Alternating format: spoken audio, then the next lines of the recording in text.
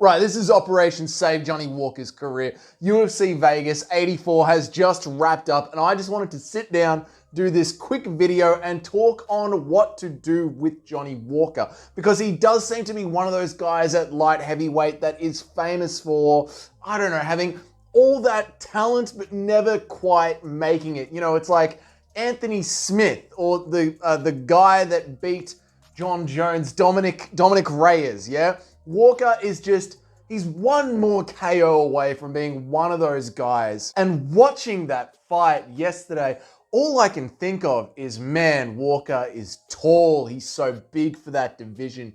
He's so rangy. He's so fluid, but he's just a wild man, isn't he? Like, he has no fear in him, and maybe he should. You know, maybe he should have some fear in him, because he really does find himself on the wrong end of the punches just way too often for how comfortable he is in the cage. Johnny Walker, he's one of those guys that he just loves to put on a show for us, the fans. But mate, Johnny, you went into that fight yesterday ranked number 7 in a division that is just wide open. There's all this talk of, is Izzy moving up to challenge at UFC 300? There's obviously Jamal Hill that deserves the next title shot, but none of it really feels like it's set in stone, does it? Is it just me? Or does that entire division feel like we are just one highlight away from Dana going, whatever, you can have the title shot? It just feels like anything can happen at light heavyweight right now. And with Johnny, he definitely belongs where he is, doesn't he? He's too heavy to move down a weight class, and at heavyweight, I mean, my God, can you imagine, you know, Bam Bam or Biggie Boy hitting him with an uppercut? They would, like, his head would just explode. It would pop. Imagine if Derek Lewis hits him. He would just die on the spot. That seems to be the vibe of the entire division. Johnny Walker, he's right there. And through that entire fight, he goes in there with this weird, wild capoeira movement. It's almost like he's just not taking the fight seriously. And now here, this is where I want to compare Johnny Walker to Sean O'Malley. You see, Sean O'Malley coming up was this loud, playful kids on his podcasts, if not so much on the microphone in front of a crowd. I think Sean O'Malley might have like a bit of stage fright in front of a crowd. On podcasts, Sean O'Malley was this fun, playful, kid, and in the cage, he was the rangy striker. He is the rangy striker. But coming up, he was always looking for highlights. He knew that he had to chase highlights, but he did it, and he got there through his fantastic fundamentals. Sean O'Malley has great teeps and jabs, and he really knows how to set up his range properly. And Sean will put together this great combination and then go and look for the highlight knockout, and then go and look for the highlight finish. Sean will literally hit a guy just hard enough to wobble him, and then go bang and look for that walk-off, or have the basketball move like the hoops ready to go for after he's finished his opponent. But it all starts from proper boxing, striking, range-finding fundamentals. Sean O'Malley is very aware of setting it up properly to begin with, and then going and finding a highlight. Now, let's take this back to Johnny Walker. Johnny Walker will go into the cage with the mindset of, let's have fun. Let's be crazy for the fans. Let's see what happens. It's almost like he has this backwards way of fighting. And Johnny Walker, mate, you were in the top 10.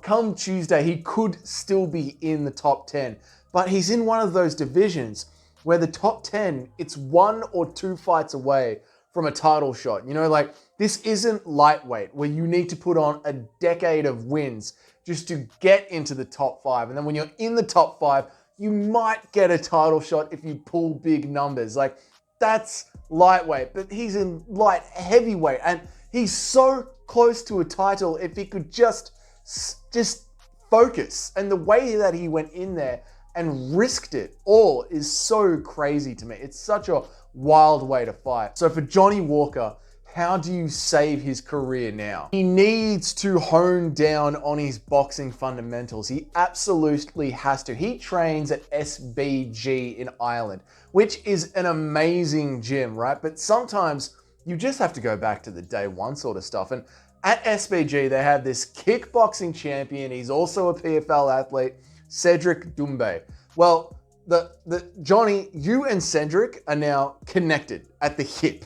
Like, you're learning everything off Cedric, like, but you're doing it in a way where you're learning it off him like you have never thrown a punch in your life before, Johnny. I never want to see you throw an axe kick ever again, because at 31, in the top 10, if you ever want to win a belt, it's time to put it together properly and focus.